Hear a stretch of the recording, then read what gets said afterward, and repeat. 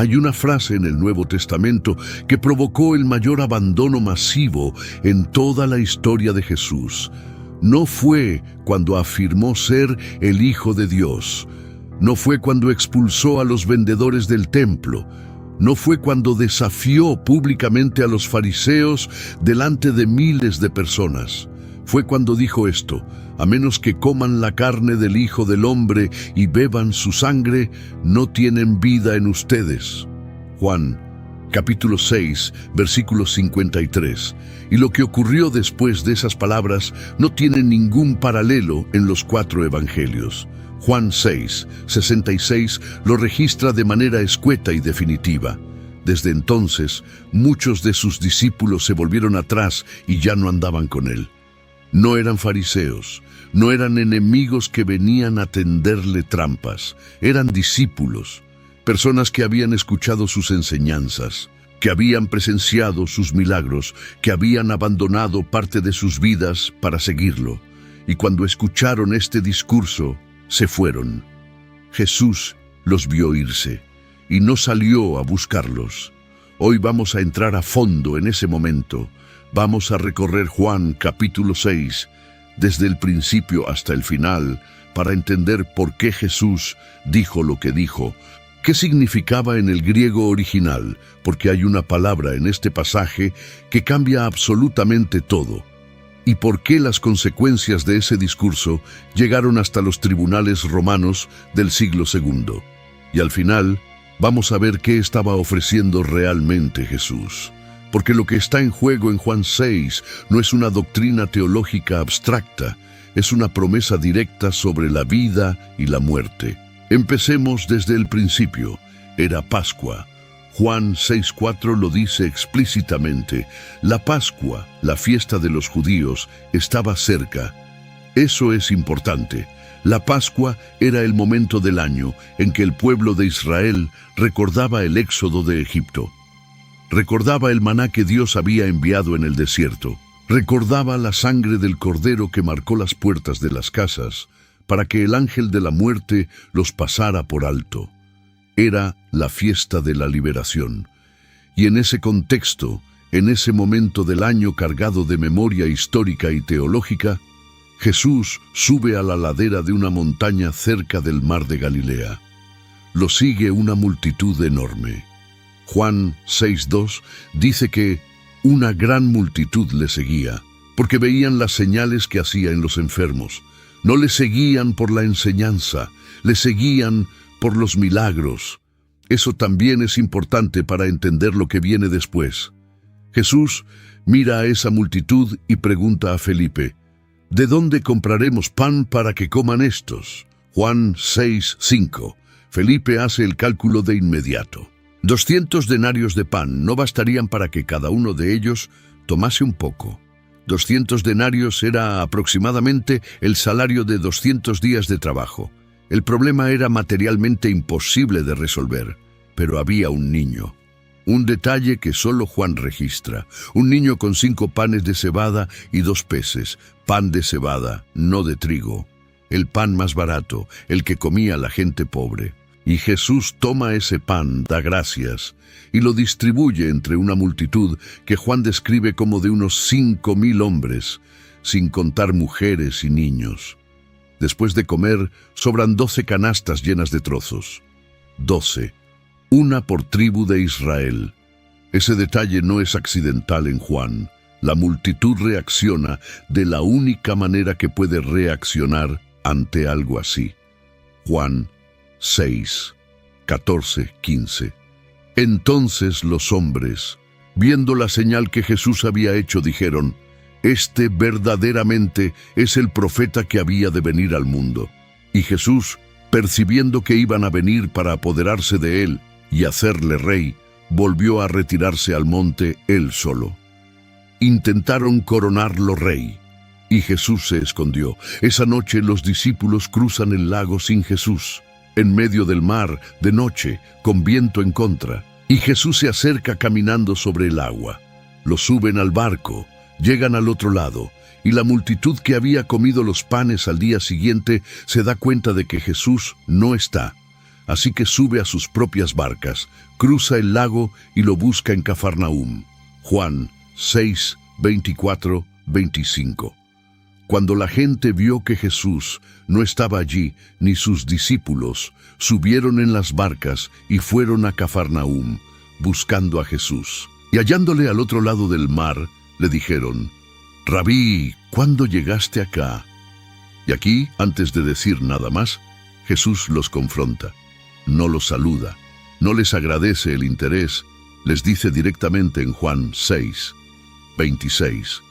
De cierto os digo que me buscáis, no porque habéis visto las señales, sino porque comisteis el pan y os saciasteis. Me buscan por el pan, no por lo que el pan significa. Y entonces introduce la distinción que va a estructurar todo el discurso que sigue. Trabajad, no por la comida que perece, sino por la comida que a vida eterna permanece. Juan 6, 27. Hay un alimento que perece, hay otro que permanece para siempre. Y Jesús acaba de decirles que están buscando el que perece. Los judíos que lo escuchan hacen lo que haría cualquier persona razonable. Le piden una señal que confirme su autoridad para decir esas cosas. Y lo hacen invocando el precedente más impresionante de la historia de Israel. Nuestros padres comieron el maná en el desierto. Como está escrito, pan del cielo les dio a comer. Juan 6:31. ¿Quieren maná? Jesús les responde con algo que reencuadra completamente la historia que conocen. Juan 6:32-33. De cierto os digo, no os dio Moisés el pan del cielo, mas mi Padre os da el verdadero pan del cielo, porque el pan de Dios es aquel que descendió del cielo y da vida al mundo. Espera, ¿que no fue Moisés quien les dio el maná? En el Éxodo, el texto hebreo dice claramente que fue Dios quien lo envió.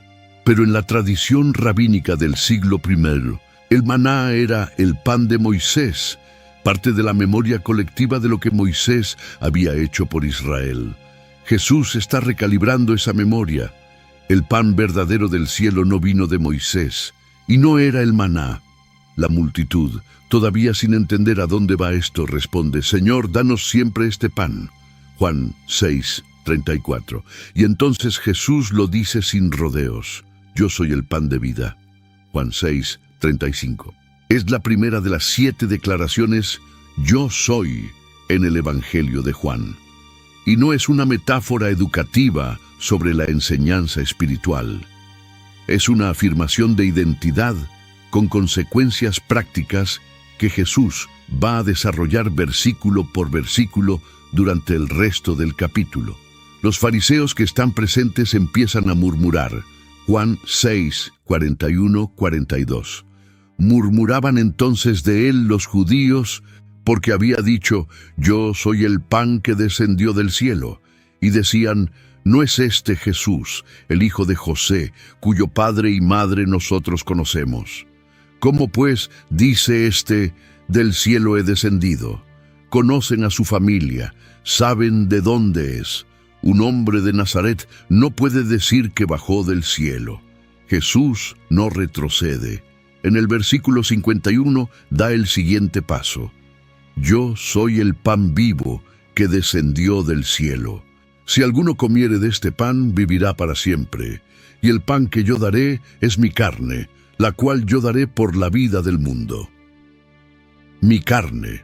La multitud que lo escucha lleva generaciones con las leyes de pureza alimentaria grabadas en su cultura. Levítico 17:14. Prohibía consumir sangre de cualquier animal. La sangre es la vida de toda carne. Por tanto he dicho a los hijos de Israel: no comeréis la sangre de ninguna carne. Era una de las prohibiciones más fundamentales del judaísmo. Y Jesús está usando precisamente ese lenguaje. Juan 6:52 describe la reacción. Entonces los judíos contendían entre sí, diciendo: ¿cómo puede éste darnos a comer su carne? La pregunta no es retórica, es genuina. ¿Cómo? Y aquí empieza lo que hace único a este pasaje en toda la Biblia. Cuando estás leyendo Juan 6 en español, ves la palabra comer repetida a lo largo del discurso. Pero si lees el texto griego original, hay algo que la traducción no puede transmitir completamente. Jesús usa dos palabras diferentes para comer en este capítulo, y el cambio entre ellas no es accidental. Hasta el versículo 53, Juan usa la palabra griega phago para comer. Es el término estándar del griego para la acción de comer. Aparece cientos de veces en el Nuevo Testamento. Puede ser literal o figurada, dependiendo del contexto, pero en el versículo 54 algo cambia. Jesús deja de usar phago y empieza a usar trogo. Trogo es una palabra completamente diferente. En la literatura griega clásica, desde Homero hacia adelante, trogo describe la manera en que los animales herbívoros comen: roer, mascar, masticar ruidosa y físicamente. Se usaba para describir burros comiendo hierba, cerdos masticando, cabras royendo. Cuando se aplicaba a seres humanos, tenía ese mismo sentido de masticación activa, concreta, física. No es la palabra que usarías si estuvieras hablando metafóricamente. Y lo que hace este cambio tan llamativo es el momento en que ocurre. La multitud acaba de preguntar con incredulidad: ¿cómo puede este hombre darnos a comer su carne? Y en lugar de suavizar el lenguaje, en lugar de retroceder hacia la metáfora, Jesús intensifica. Cambia de phago a trogo, de comer a mascar. Los versículos 54 al 58 usan trogo de manera consistente. Juan 6, 54. El que come, trogo mi carne y bebe mi sangre, tiene vida eterna. Juan 6, 56. El que come, trogo mi carne y bebe mi sangre, en mí permanece, y yo en él. Juan 6, 57. Como me envió el Padre viviente, y yo vivo por el Padre, asimismo, el que me come, trogo, él también vivirá por mí. Trogo aparece solo 6 veces en todo el Nuevo Testamento. 5 de ellas están aquí, en Juan 6. La sexta está en Juan 13, 18, donde Jesús cita el Salmo 41 sobre el que come pan con él, en referencia directa a Judas. Jesús eligió deliberadamente la palabra más concreta, más física, más difícil de interpretar como simple metáfora, y la siguió usando después de que la multitud protestó. Para entender qué tan inusual es este cambio, considera lo siguiente. El Evangelio de Juan nunca usa la forma presente del verbo estío, que es la otra palabra común para comer en griego. Por eso Juan usaba phago como su verbo estándar. Tenía una razón gramatical. Pero cuando llega al versículo 54, tiene la opción de continuar con phago, y no lo hace. Elige trogo. Y lo hace exactamente en el momento en que el discurso se vuelve más difícil, más físico, más imposible de suavizar. Juan 6, 58 hace la comparación final de manera explícita. Este es el pan que descendió del cielo, no como vuestros padres comieron, phago, el maná, y murieron. El que come, trogo, de este pan, vivirá eternamente. En el mismo versículo, phago para el maná, el pan ordinario del pasado, y trogo para lo que Jesús ofrece. El contraste está construido dentro del texto mismo. Dale like a este video si estás aprendiendo algo que nadie te había enseñado antes. Esto es exactamente el tipo de contenido que queremos seguir haciendo. Análisis profundo, texto original, sin atajos. Compártelo con alguien que necesite ver esto. No solo la multitud se perturba. Juan 6. 60 registra que sus propios discípulos, no los 12 apóstoles, sino el grupo más amplio de seguidores, dijeron entre ellos: «Dura es esta palabra, ¿quién la puede oír?». La palabra que traducen como dura en español es skleros en griego. No significa difícil de entender intelectualmente, significa áspero, duro al tacto, que produce rechazo físico. Es la misma raíz de esclerosis. No están diciendo esto es teológicamente complejo. Están diciendo esto es intolerable. No podemos con esto. Jesús sabe exactamente lo que están pensando. Juan 6:61. Sabiendo Jesús en sí mismo que sus discípulos murmuraban de esto, les dijo: esto os ofende. Esto os ofende. No dice, me expresé mal. No dice, déjenme aclarar. Dice, esto les escandaliza. Y luego hace algo inesperado. Los desafía a ir más lejos. Juan 6:62. Pues qué, si viereis al Hijo del Hombre subir a donde estaba primero. Si el discurso sobre comer su carne ya les resultaba imposible de aceptar, ¿qué harían cuando lo vieran ascender al cielo? La pregunta implica que hay niveles de revelación que van a ir exigiendo cada vez más fe. Entonces añade en el versículo 63, el Espíritu es el que da vida, la carne para nada aprovecha. Las palabras que yo os he hablado son espíritu y son vida. Este versículo ha sido el centro del debate por 2000 años. Quienes leen Juan 6 como metáfora dicen, aquí Jesús lo aclara. La carne no aprovecha nada. Lo que importa es el espíritu, la fe. Pero quienes lo leen de manera más literal, señalan que Jesús no dice que sus palabras anteriores fueran metáfora. Dice que Él es espíritu y vida, que la dimensión espiritual es la que da sentido a todo lo que acabó de decir, no que lo cancele. Y la razón por la que ese debate importa es lo que viene en el versículo 66, Juan 6:66. Desde entonces, muchos de sus discípulos volvieron atrás, y ya no andaban con él. Busca en los 4 evangelios, busca en Mateo, en Marcos, en Lucas. No encontrarás otro momento donde un grupo masivo de seguidores abandone a Jesús por lo que enseña, no por una persecución externa, no por miedo al Sanedrín, por sus palabras. Y lo que hace este versículo todavía más significativo es lo que Jesús no hace, no corre detrás de ellos, no grita que hubo un malentendido, no llama a Pedro para que los alcance y les explique que fue todo figurado. Los deja ir. Entonces se vuelve a los 12 y les pregunta, Juan 6:67, ¿queréis acaso iros también vosotros? ¿También ustedes? La pregunta asume que irse es una opción legítima. Jesús no está manipulando, no está usando culpa para retenerlos. Está dándoles la misma libertad que le dio a los que se fueron. Pedro responde en el versículo 68-69, Señor, ¿a quién iremos? Tú tienes palabras de vida eterna, y nosotros hemos creído y conocemos que tú eres el Cristo, el Hijo del Dios viviente. Fíjate en lo que Pedro no dice. No dice, nos quedamos porque entendimos perfectamente lo que quisiste decir. No dice, claro que es metáfora, ahora todo tiene sentido. Dice, ¿a quién más vamos a ir? Es una declaración de que no hay alternativa, no de que la confusión se resolvió. Se quedan porque Jesús tiene algo que nadie más tiene, no porque el discurso dejó de ser difícil. Ahora viene algo que la mayoría de los creyentes nunca conoce sobre este pasaje y que confirma que los oyentes originales entendieron las palabras de Jesús de manera muy concreta.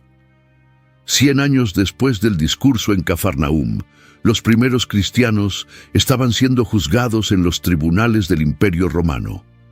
Y entre las acusaciones que les hacían los paganos, había una que aparece en múltiples fuentes del siglo II: canibalismo. Los romanos decían que los cristianos se reunían en secreto, mataban a un bebé y comían su carne y bebían su sangre. Suena absurdo, pero reconstruye el contexto. Los primeros cristianos se reunían de noche, en casas privadas, con puertas cerradas. Llamaban hermanos y hermanas a personas que no eran de su familia biológica. Se saludaban con un beso y celebraban un rito en el que, según ellos mismos afirmaban, comían el cuerpo y bebían la sangre de su maestro. Plinio el Joven gobernador de Bitinia alrededor del año 112 d.C., investigó a los cristianos por orden del emperador Trajano. Su carta al emperador, que todavía existe, describe sus reuniones y concluye con alivio que consumían alimentos ordinarios e inocentes, no lo que los rumores decían. ¿Qué rumores? Frontón, rétor y tutor del emperador Marco Aurelio en el siglo II, acusó explícitamente a los cristianos de asesinato ritual y canibalismo. El apologista cristiano Tertuliano, a finales del siglo II, tuvo que responder públicamente a esa acusación en su obra Apologético. Atenágoras de Atenas, también en el siglo II, escribió directamente al emperador Marco Aurelio defendiendo a los cristianos de las acusaciones de banquetes tiesteos, una referencia a la tragedia griega de Tiestes, que en la mitología comía la carne de sus propios hijos. ¿Por qué circulaban esos rumores?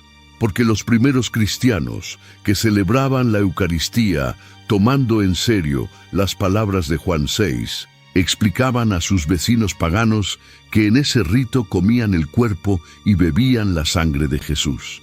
Y los paganos que escuchaban eso desde afuera lo distorsionaban hacia lo que conocían de los peores rituales de su propia mitología. No era solo ignorancia, era también el contexto cultural. Los romanos ya tenían en su imaginario colectivo el mito de las bacanales, reuniones nocturnas y secretas supuestamente llenas de excesos. Cuando veían a un grupo que se reunía en secreto, de noche, en casas cerradas, y que afirmaba consumir la carne y la sangre de alguien, el salto mental hacia la caricatura monstruosa era casi automático. Minucio Félix, apologista cristiano del siglo II, registró con precisión las acusaciones que circulaban.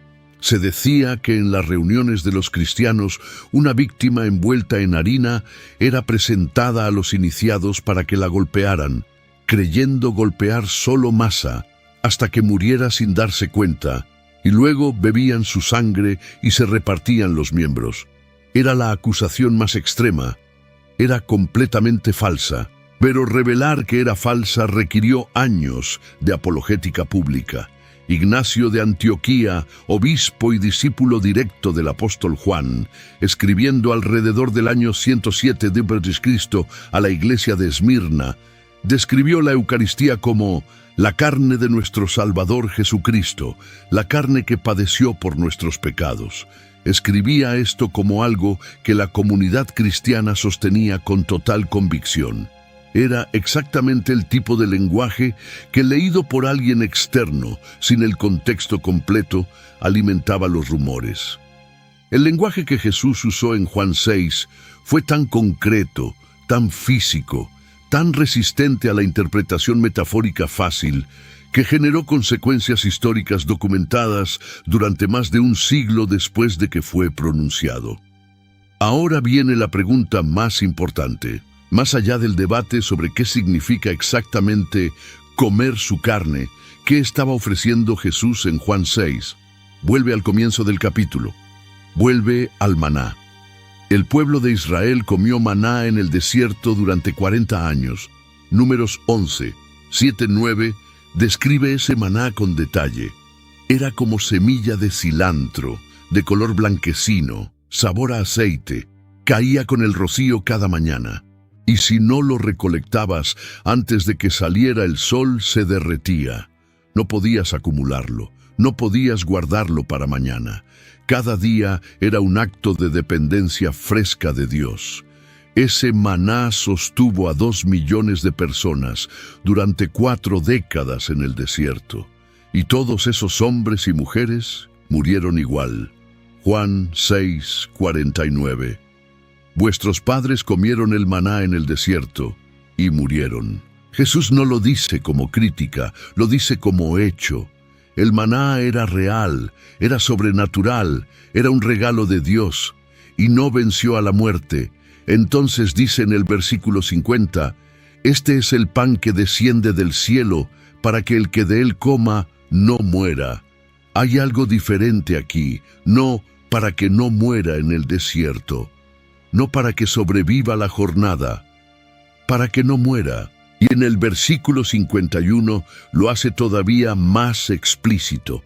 Yo soy el pan vivo que descendió del cielo. Si alguno comiere de este pan, vivirá para siempre. Para siempre. Jesús está haciendo una distinción entre dos categorías de existencia.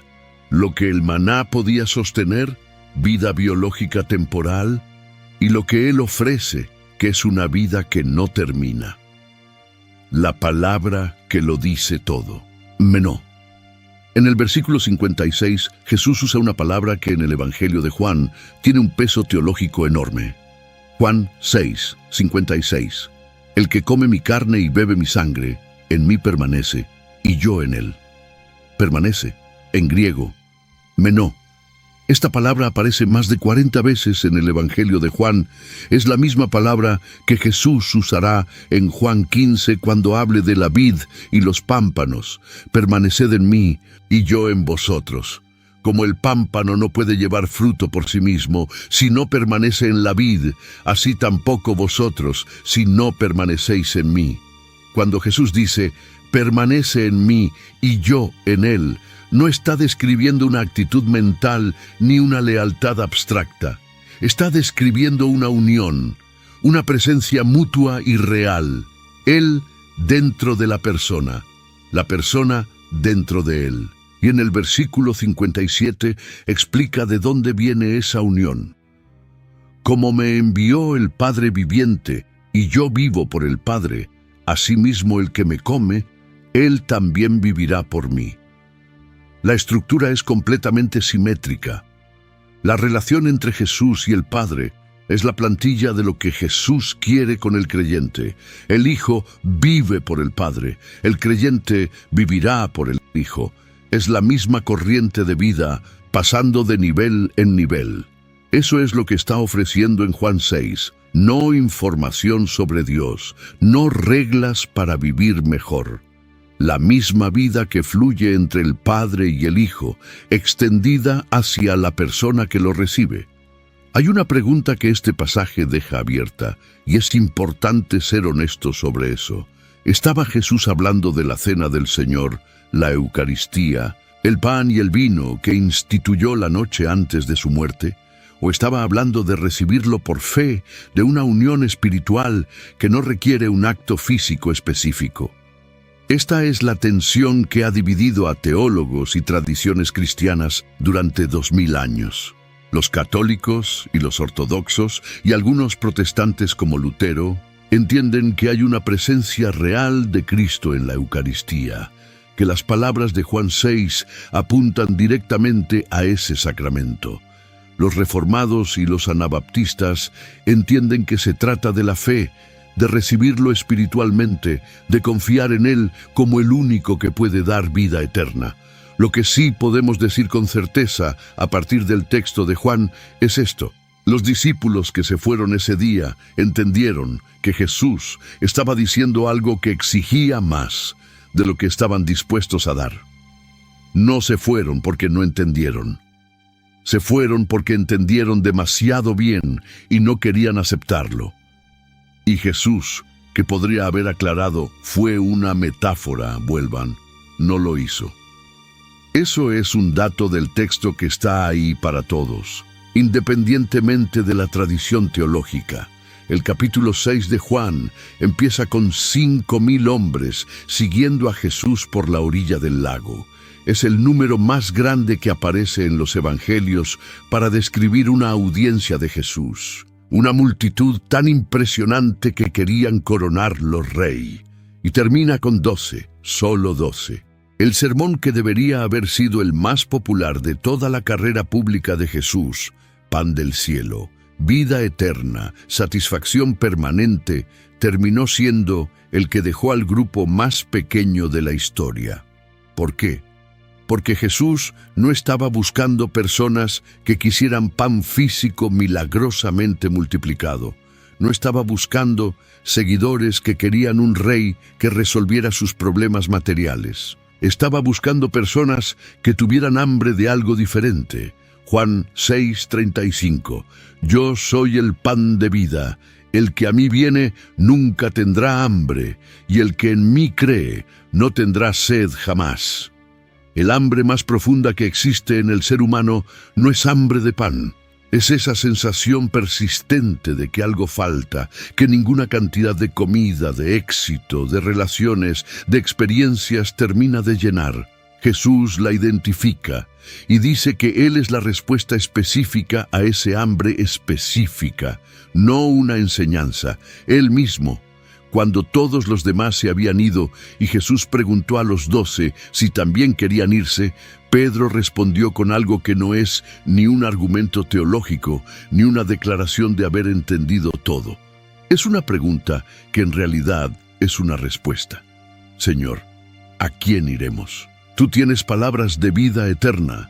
Juan 6:68. ¿A quién iremos? No hay otros, no hay ningún otro lugar donde encontrar lo que Jesús ofrece. No es que Pedro haya resuelto el misterio del discurso, es que ha reconocido que el misterio vale más que la comodidad de una respuesta fácil. Y eso es exactamente lo que Jesús les estaba pidiendo desde el principio. No que entendieran todo, sino que confiaran en Él lo suficiente como para quedarse cuando las cosas se pusieran difíciles. Los que se quedaron ese día en Cafarnaúm no lo hicieron porque tenían todas las respuestas. Lo hicieron porque habían reconocido que en Jesús había algo que no encontraban en ningún otro lugar. Eso sigue siendo verdad hoy. Si este análisis te hizo ver Juan 6 de una manera completamente nueva, compártelo. Hay personas que llevan años escuchando este pasaje en la iglesia y nunca nadie les explicó el cambio de verbo en el griego, ni las acusaciones romanas, ni lo que significa menó. Ese conocimiento cambia cómo lees el texto entero. Y si quieres seguir explorando los textos bíblicos así de cerca, hay un video esperándote en la pantalla final que va exactamente en esa dirección. Nos vemos ahí.